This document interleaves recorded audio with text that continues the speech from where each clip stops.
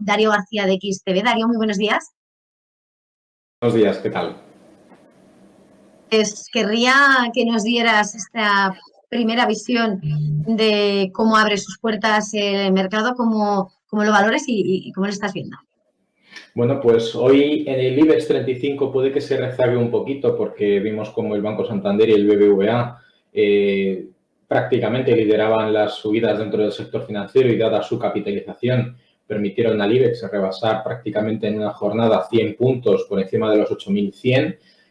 Aún así, en términos generales, la bolsa, la renta variable de los principales mercados mundiales tienen una media de subida en la semana en torno al 5% y después de haber visto cómo los datos de Estados Unidos de ayer, de las solicitudes de prestación por desempleo, finalmente el dato publicado era inferior a las estimaciones que había para la semana, pero es que además han sido inferiores al dato publicado la semana anterior, pues descuentan que poco a poco el mercado laboral va mejorando y esto podría, lógicamente, poner la guinda o el punto final a las 2:30, como bien apuntabas, de las nóminas no agrícolas y, bueno, pues las nóminas privadas en Estados Unidos. Básicamente, el descuento de la jornada de ayer con el buen dato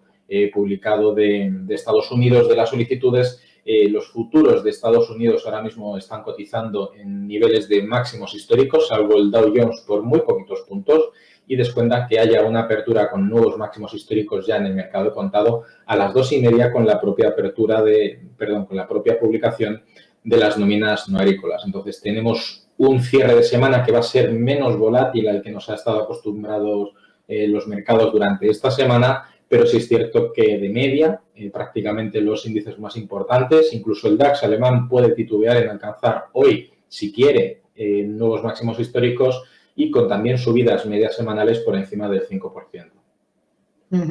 Si nos detenemos por valores, estábamos viendo cómo por el lado de las subidas está Solaria, con un 2% de rebote a esta hora, seguido de Acciona, y estamos viendo las personas como el sector energético, las renovables, son las que se ven más impulsadas. No sé qué te parece el sector como tal o si querrías hacer alguna valoración concreta sobre el comportamiento que está teniendo Solaria en las últimas sesiones. Pues recordemos que hace un par de semanas aproximadamente un informe de Citigroup descontaba que el sector de las renovables en España estaba sobrevalorado en torno a un 30% de media. ¿Qué pasa? Que dentro del conjunto de los valores de este sector en España, Solaria es la que mejor desempeño tuvo durante el 2020. De hecho, fue el mejor valor durante todo el año y eso que fue de los últimos valores en incorporarse precisamente al selectivo. Y bueno, pues después de ver cómo Mirabaud ha puesto el foco en este sector y después de que muchas de estas han tocado aproximadamente un suelo más arriba, más abajo, de una caída de un 30% hace aproximadamente unos 15 días, están volviendo a recapitular los nuevos niveles previamente alcanzados y Solaria, Siemens Gamesa, Iberdrola, Acciona son compañías que ahora mismo están pues con un recorrido muy positivo. De hecho, son de las compañías a nivel general que más están subiendo en las jornadas. Bueno, pues alguna por ahí que está un poco más perdida, que es IAG, que está subiendo casi un 0,9%. Pues el sector de las renovables sigue con ese impulso y en principio el objetivo más cercano que tienen es volver a rebasar sus últimos máximos recientes. Estabas hablando ahora mismo también entre algunas como Iberdrola. Esta mañana nos hacíamos eco de cómo algunas de las grandes empresas cotizadas de nuestro IBEX, más allá de presentar sus resultados o de su comportamiento en la renta variable, han salido al mercado de deuda a financiarse. Ayer era Santander, que justo tras presentar resultados salía con una colocación senior preferente de 1.250 millones de euros. No sé qué te parece, por una parte, esta colocación justo tras presentar resultados a título individual del Santander y en general este movimiento, ¿no?, de las grandes como Telefónica, Iberdrola o CaixaBank. Bueno, hay que tener en cuenta que las empresas, las sociedades, incluso las cotizadas, necesitan o tienen varios mecanismos para financiarse. Entre ellos es la propia salida a bolsa, ampliaciones de capital, emisiones de bonos corporativos, como ha sido el caso, o pedir directamente al sector financiero por compañías que no son bancarias a los bancos o los bancos directamente intentando negociar con el Banco de España o con el Banco Central Europeo, pues condiciones a nivel de préstamos, digamos, con carácter preferente o con carácter ventajoso y, bueno, pues se han fijado que, dado como está ahora mismo el sector de los bonos nacionales, los bonos soberanos, pues con poco que con poco que ofrezcan un poco más de rentabilidad, sabiendo que son compañías solventes, aunque tienen unos ratios de endeudamiento bastante importantes y que, bueno, pues a nivel bursátil incluso algunas compañías pueden no ser tan atractivas, lo cierto es que en las emisiones de renta fija pues aportan bastante seguridad y si hay gente que está interesada en adquirir ese tipo de productos financieros, con poco que les premien,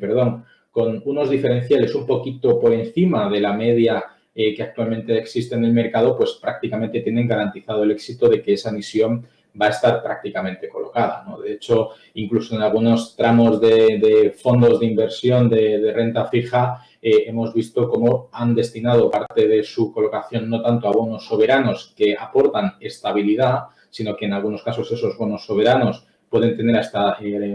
cupones con una rentabilidad real negativa. Bueno, pues vemos cómo entidades, aprovechando esa situación de tipos de interés tan bajos y tipos reales negativos, pues emiten bonos para poder financiarse a unos costes muy bajos y que a la vez, incluso en algunos casos, esos bonos pueden ser hasta convertibles. Es decir, que la entidad emisora de esos títulos pueda en algún momento determinado